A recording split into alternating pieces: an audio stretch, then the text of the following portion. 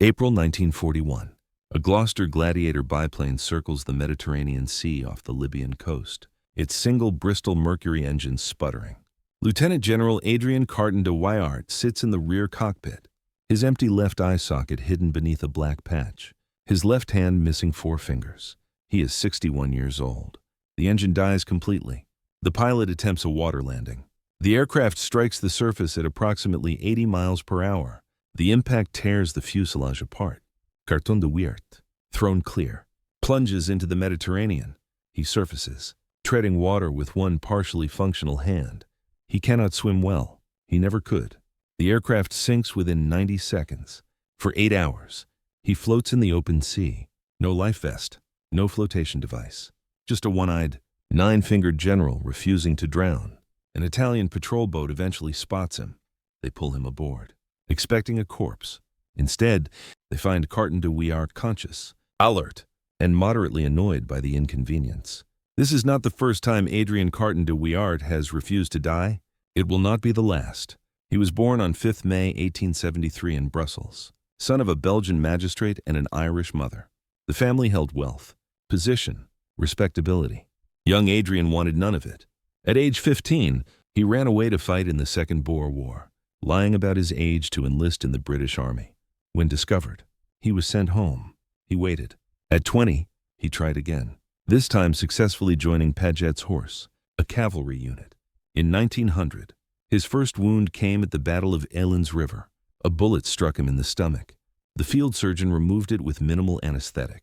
Carton de Wiart returned to duty within 6 weeks. The wound had perforated his intestine. He developed peritonitis. He recovered anyway. His commanding officer noted in a report that the young trooper seemed disappointed the injury had not been more serious. This pattern would define the next 45 years. By 1914, Carton de Wiart held a commission in the 4th Royal Irish Dragoon Guards. The rank was captain.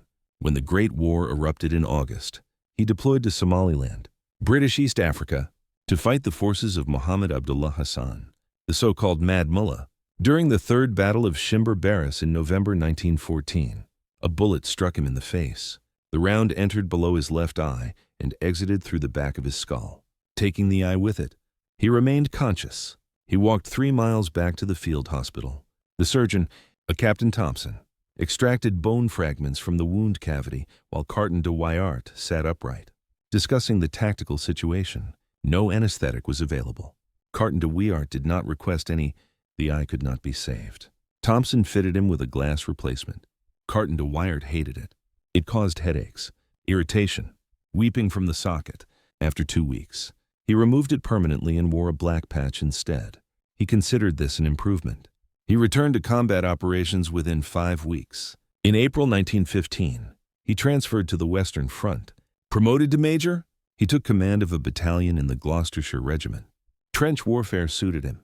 The grinding, attritional nature of the fighting, the close-quarters brutality, the constant proximity to death, these conditions energized him in ways peacetime never had. His soldiers noticed. They called him the man who could not be killed. Some found this reassuring. Others found it deeply unsettling. At the Battle of the Somme in July 1916, shrapnel tore through his left hand. 2 fingers were partially severed. The battalion medical officer attempted to save them. Carton de Wiart, impatient with the process, waited until the doctor left the aid station. He then tore the hanging fingers off himself. When the doctor returned, Carton de Wiart handed them to him and requested the wounds be dressed so he could return to his men. The doctor refused. The hand was too damaged. Infection was inevitable. Carton de Wiart would lose more of it. The major accepted this assessment without complaint. He returned to the front line with his hand bandaged. 3 weeks later, gangrene set in. The surgeon amputated 2 more fingers. Carton de Wiart now had only a thumb and partial palm on his left hand. He learned to write, eat, and handle weapons with this configuration. He considered it adequate. September 1916. Passchendaele. Carton de Wiart, now a lieutenant colonel commanding the 8th Battalion, Gloucestershire Regiment, led an assault on German positions near Ypres. A shell burst nearby. Shrapnel punctured his skull above the left ear. He was evacuated unconscious. The surgeons in the casualty clearing station documented a severe head wound with probable brain trauma. They expected him to die within 24 hours. He regained consciousness after 18 hours. He had double vision and severe vertigo. The doctors ordered bed rest for a minimum of 3 months. Carton de Wiart remained hospitalized for 11 days. He then discharged himself against medical advice and returned to his battalion. The double vision persisted for 6 weeks. He commanded his men throughout, compensating for the visual impairment by standing closer to map tables and written orders. His official injury record from the Great War documents the following: shot through the face, head, stomach, ankle, leg, hip, and ear. Survived 2 plane crashes. Hand mangled beyond surgical repair. Each time, he returned to duty faster than medical protocols suggested possible. His commanding officers stopped questioning it. They simply expected him to reappear. In November 1916, during the final phases of the Somme offensive, Carton de Wiart personally led a raid on a German trench system. The objective was to capture prisoners for interrogation. He went over the top at 0400 hours with 60 men. The Germans detected the raid immediately. Machine gun fire swept the no-man's land. Carton de Wiart kept advancing. A bullet struck his ankle. He stumbled, rose, continued forward. The raiding party reached the German wire. Carton de Wiart, ankle bleeding through his boot, used his remaining good hand and his teeth to pull aside barbed wire strands so his men could pass through. They entered the trench. Close quarters fighting followed. Carton de Wiart used a pistol in his right hand, firing at point-blank range. His men captured 12 German soldiers. Carton de Wiart personally escorted them back across no man's land. Ankle wound forgotten. The doctors found the bullet had shattered the talus bone. They recommended amputation below the knee. Carton de Wiart refused. They compromised on removing bone fragments and allowing the ankle to heal malformed. He walked with a pronounced limp for the rest of his life. He never mentioned it. When asked years later about the injury, he stated the limp was no worse than some men get from gout. For his actions at the Somme and Passchendaele, the British Army awarded him the Victoria Cross in January 1917. The citation noted conspicuous bravery and devotion to duty.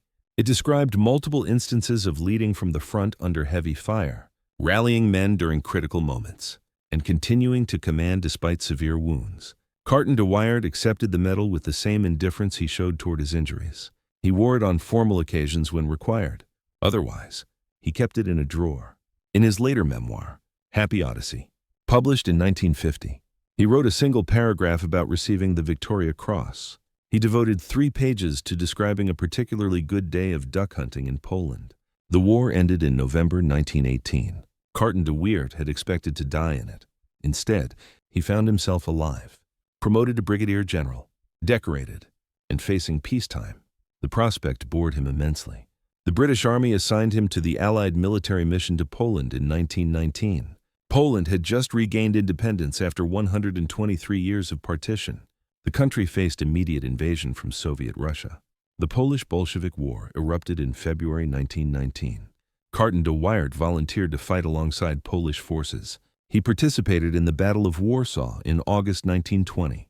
Soviet forces under General Mikhail Tukhachevsky had advanced to within 20 kilometers of the Polish capital. The Red Army fielded approximately 114,000 men. The Polish forces, reinforced by Allied advisors including Carton de Wiart, numbered approximately 113,000. The battle lasted 2 weeks. Carton de Wiart served as a liaison officer, coordinating between Polish General Józef Piłsudski and the British military mission. He also personally led several counterattacks, a role technically outside his official duties. During one engagement near Radzymin, his horse was shot from under him. He commandeered another and continued. The Poles called him the English madman. They meant it as a compliment. The Battle of Warsaw concluded with a decisive Polish victory. Soviet forces retreated in disorder. Carton de Wiart sustained no serious injuries during the campaign, though he was thrown from horses 3 times and had his cap shot off twice. He considered the entire affair enormously entertaining. Poland awarded him the Virtuti Militari, their highest military decoration. In 1921, he purchased an estate near Pripet marshes and spent the next 18 years hunting, fishing, and learning Polish. He married a Polish countess, Friederike Maria Caroline Henriette Rosa Sabina Franziska Fugger von Babenhausen. In 1919, they had 2 daughters. He was, by his own account, reasonably happy. Then came September 1939. Germany invaded Poland on 1 September. Soviet forces entered from the east on 17 September. Carton de Wiart, now 66 years old, evacuated his family and reported to the British embassy in Bucharest. The British Army recalled him to active service. They promoted him to lieutenant general and assigned him to command British forces in Norway. The Norwegian campaign began in April 1940. Allied forces landed at Namsos and Åndalsnes to counter the German invasion.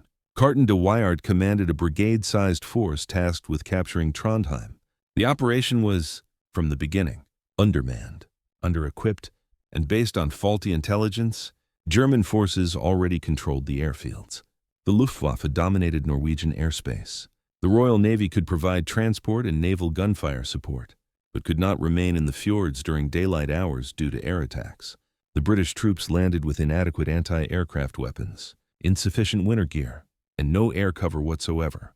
Carton de Wiart established headquarters in a schoolhouse in Namsos. German bombers appeared overhead at 0900 hours on the first day. The schoolhouse was destroyed.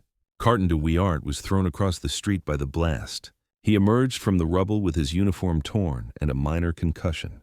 He relocated headquarters to a nearby farm and continued planning the assault on Trondheim. The assault never happened. German reinforcements arrived faster than anticipated. Allied supply lines collapsed. The French forces that were supposed to link up with Carton de Wiart's brigade never reached their objectives. By late April, the situation was untenable.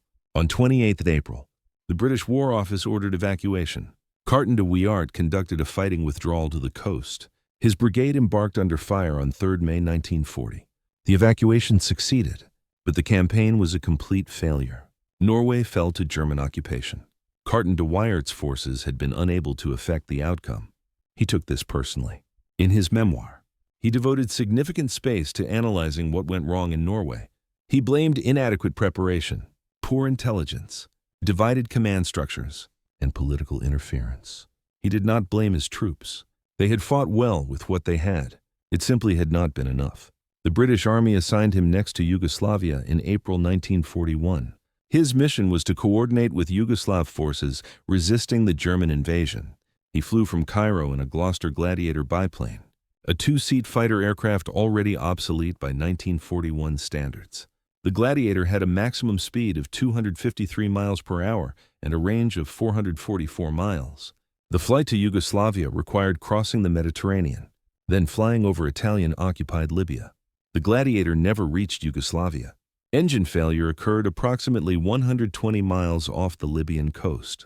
The pilot, attempting an emergency water landing, could not prevent the aircraft from breaking apart on impact. Carton de Wiart went into the sea at approximately 1400 hours on 6 April 1941. He floated. The sea temperature was approximately 58 degrees Fahrenheit, cold enough to induce hypothermia within hours. Carton de Wiart had no wetsuit, no thermal protection. He wore a standard British Army uniform, leather boots, and his eye patch. The boots filled with water immediately. He kicked them off. The uniform became waterlogged. He kept it on for the minimal insulation it provided. For 8 hours, he treaded water. His left hand, missing most of its fingers, was nearly useless for swimming. He compensated by using his right arm and kicking constantly to maintain buoyancy. As darkness approached, his chances of rescue decreased. No one knew exactly where the plane had gone down. Search patterns, if any were initiated, would cover hundreds of square miles. At approximately 2200 hours, an Italian patrol boat spotted wreckage. The crew investigated. They found Carton de Wiart, still conscious, still afloat. They hauled him aboard. He weighed approximately 160 pounds normally, waterlogged, hypothermic, and exhausted. He could barely stand. The Italian sailors wrapped him in blankets and gave him hot coffee. When questioned, Carton de Wiart provided his name, rank, and serial number. Nothing else. The Italians transported him to a prisoner of war camp in Italy. He was classified as a high-value prisoner due to his rank and age. The Italians assumed he possessed significant intelligence about British operations in the Mediterranean. He told them nothing. Carton de Wiart spent the next 18 months in Italian captivity.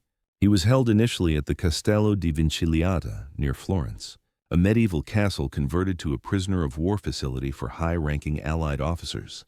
The conditions were relatively civilized. Prisoners received adequate food, medical care, and accommodations. They were allowed to write letters, receive Red Cross parcels, and exercise in the courtyard. Carton de Wiart attempted to escape 7 times. The first attempt occurred in August 1941. He and several other officers dug a tunnel from the castle's wine cellar. They worked at night, using spoons and broken pieces of furniture to excavate the earth. The tunnel measured approximately 40 feet in length. It required 6 weeks to complete. On the night of the escape, Carton de Wiart, now 68 years old, crawled through the tunnel. He emerged outside the castle walls at approximately 0200 hours. He was recaptured 8 days later, attempting to reach the Swiss border on foot. He had traveled approximately 70 miles through occupied Italy with no papers, limited Italian language skills, and only the clothes he wore. When the Carabinieri caught him, he was hiding in a barn, sleeping in hay. They returned him to Vincigliata. The camp commandant, an Italian colonel, interviewed him. The colonel pointed out that further escape attempts were futile. Carton de Wiart was too old, too distinctive in appearance, and too unfamiliar with Italy to reach neutral territory. The colonel suggested Carton de Wiart accept his situation and wait for the war to end. Carton de Wiart politely disagreed. He attempted to escape again in October 1941. This attempt involved impersonating an Italian workman.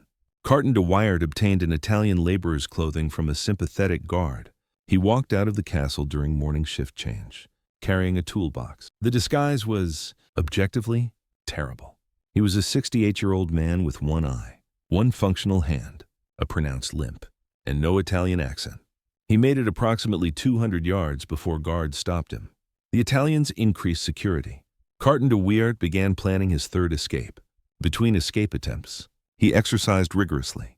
Every morning at 0600 hours, he performed calisthenics in his cell, push-ups, one-armed, using his partial left hand for balance, squats, compensating for the damaged ankle, walks around the courtyard, deliberately pushing the pace despite the limp. Other prisoners found this behavior eccentric. Carton de Wiart considered it necessary. He intended to escape, and escape required physical fitness. His third, fourth, fifth, and sixth escape attempts all failed within days. Each time, he varied the method, hiding in supply trucks, climbing over walls using improvised ropes, disguising himself again, this time as a priest. The Italian guards grew familiar with his patterns. They began checking likely hiding spots preemptively. They inspected all outgoing vehicles. They monitored the walls constantly. Carton de Wiart did not stop trying. In September 1943, Italy surrendered to the Allies. The German army immediately occupied northern Italy, including the area around Vincigliata. German forces arrived at the castle to transfer prisoners to German-controlled camps. Carton de Wiart and other high-value prisoners were to be moved to Germany. During the transfer, Carton de Wiart made his 7th escape attempt. As prisoners were being loaded onto trucks, he slipped away in the confusion. He hid in a nearby forest for 3 days, surviving on stolen vegetables from farms and water from streams. German patrols searched the area. They found him on the 3rd day, attempting to steal civilian clothing from a washing line. The Germans transferred him to a secure facility. He spent the remainder of the war in various prisoner of war camps. Each with progressively tighter security, he attempted no further escapes, not because he had given up, but because the Germans never gave him an opportunity. In April 1945, Allied forces liberated the camp where Carton de Wiart was held. He was 71 years old. He had spent nearly 4 years as a prisoner. When British officers arrived to process the liberated prisoners, Carton de Wiart requested immediate assignment to a combat unit. The officers, confused, explained that the war in Europe was effectively over. Germany would surrender within days. Carton de Wiart asked about the Pacific Theater. Japan was still fighting. Surely the British Army needed experienced officers there. The British Army politely declined his offer. Instead, they assigned him to the British mission to China, serving as Winston Churchill's personal representative to Chiang Kai-shek. The mission involved diplomacy, coordination with Chinese nationalist forces, and liaison duties with American forces in China. It involved no combat whatsoever. Carton de Wiart accepted the assignment with visible reluctance. He served in China from 1945 to 1946. During this period, he survived his 3rd airplane crash. The aircraft, a transport plane flying from Chongqing to Kunming, experienced engine failure over mountainous terrain. The pilot executed a forced landing in a rice paddy. The aircraft broke apart. Carton de Wiart, seated in the rear, was thrown clear. He landed in 6 inches of water and mud. He stood up, brushed himself off, and helped other passengers exit the wreckage. He was 72 years old. In his memoir, he mentioned this crash in a single sentence. He devoted the following paragraph to complaining about the quality of rice wine in rural China. Carton de Wiart retired from military service in 1947. He returned to England, settled in County Cork, Ireland, and spent his remaining years fishing and writing. He completed his memoir in 1950. The title, Happy Odyssey, reflected his genuine belief that his life had been, on the whole, quite pleasant. The memoir contains one of the most quoted passages he ever wrote. In discussing his experiences in both world wars, he stated, "Frankly, I enjoyed the war." This statement has been interpreted various ways. Some saw it as bravado, the posturing of an old soldier unable to admit trauma. Others viewed it as sociopathy, evidence of a man fundamentally disconnected from normal human empathy. Both interpretations miss the context Carton de Wiart provided. He clarified that he enjoyed the war because it gave him purpose. In peacetime, he found civilian life tedious, bureaucratic, pointless. The structures of normal society, the expectations of polite behavior, the endless small concerns of daily existence. These things oppressed him. War simplified everything. The objectives were clear. The stakes were absolute. A man knew what was expected of him. Moreover, Carton de Wiart thrived in chaos. When systems collapsed, when plans fell apart, when everything descended into confusion and violence, he remained functional. Where others panicked, he calculated. Where others froze, he acted. This was not because he lacked fear. Multiple accounts from soldiers who served under him confirm that he understood danger perfectly well. He simply found danger more tolerable than boredom. His tolerance for physical pain appears to have been genuinely abnormal. Medical officers who treated him throughout his career documented multiple instances where he refused anesthesia, downplayed severe injuries, and returned to duty far sooner than physiologically reasonable. One doctor, writing in his private journal in 1917, noted that Carton de Wiart seemed to register pain differently than other patients. The doctor speculated about possible nerve damage or congenital abnormality. No conclusive medical explanation was ever established. What is documented is that Carton de Wiart sustained wounds that should have killed him at least 9 separate times. The shot through the eye should have penetrated deep enough to destroy brain tissue.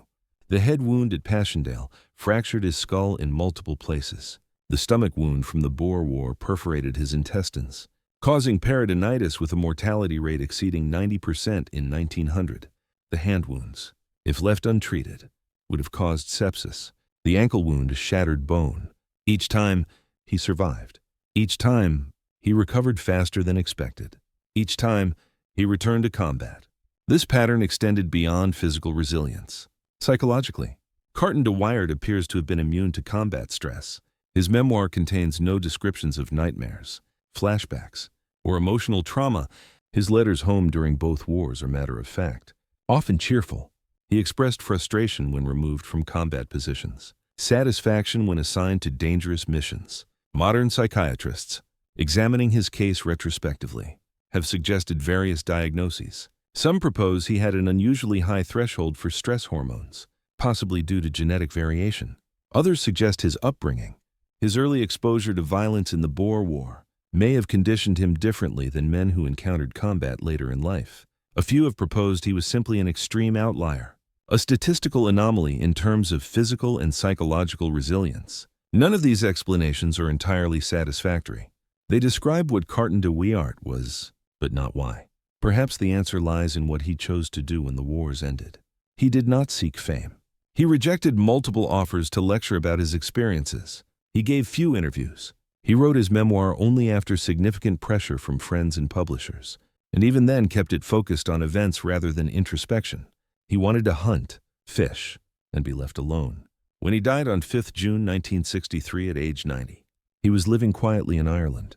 He had outlived most of his contemporaries, the soldiers who served under him, the officers who commanded him, the doctors who patched him together. Nearly all were gone. He had survived them all. His funeral was small. Military honors were rendered. Representatives from Britain, Poland, and Belgium attended. The Victoria Cross was displayed on his casket, along with his other decorations. the Virtuti Militari, the Distinguished Service Order and Bar, the Military Cross, and nearly 30 other awards from various nations. In the eulogies, speakers emphasized his courage, his resilience, his dedication to duty.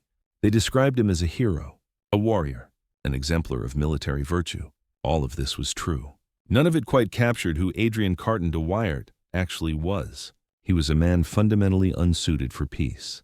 The world he understood, the world where his particular combination of physical toughness and emotional detachment made sense, was the world of combat. When that world existed, he thrived. When it ended, he retreated. His quote about enjoying the war was not bravado. It was simple honesty. He had found the one context in which his nature was not a liability, but an asset. The chaos that broke other men clarified everything for him. The violence that traumatized his soldiers energized him. The proximity to death that terrified most felt, to him, like coming home. This does not make him admirable or contemptible. It makes him comprehensible.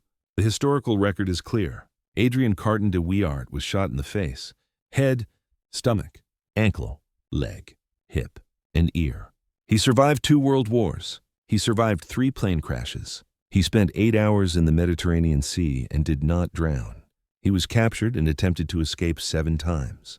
He lived to age 90, dying peacefully in bed, which was probably the only outcome he had not anticipated. Modern military studies still reference his case when discussing resilience under extreme conditions. Medical researchers examining pain tolerance cite his documented refusal of anesthesia. Historians of the Great War and World War II include him in discussions of exceptional individual soldiers. But the most revealing document may be a letter he wrote to a friend in 1952, 2 years after his memoir was published. In it, he discussed the response to Happy Odyssey. Some readers, he noted, had criticized his apparent lack of regret about the violence he had witnessed and participated in. They expected him to express trauma, to acknowledge how the wars had damaged him. He found this expectation puzzling. The wars had not damaged him. They had suited him. He was, he wrote, one of the fortunate few who found himself perfectly matched to his circumstances. Most men spent their lives searching for the situation where they fit. He had found his in the trenches of the Somme, in the forests of Poland, in the skies above Libya before his plane fell into the sea. He did not expect others to understand this. He did not particularly care if they did. The letter concluded with a characteristic understatement. He noted that he was getting old, that his fishing had been poor that season, and that the weather in Ireland remained unpredictable. He mentioned none of his wounds, none of his medals, none of his remarkable survival. Those things were in the past. What mattered was the present, and in the present, there were fish to catch. He signed the letter simply, Adrian. No rank, no decorations, just his name. That, perhaps, tells you everything you need to know about Lieutenant General Sir Adrian Carton de Wiart, Victoria Cross, Knight Commander of the Order of the British Empire, Companion of the Order of the Bath, Companion of the Order of St. Michael and St. George, Distinguished Service Order and Bar, Military Cross, Holder of the Virtuti Militari, survivor of wounds that should have killed him 9 times over. He was a soldier who enjoyed the war. When the war ended, he went fishing. History has produced many warriors. Few were as honest about what they were.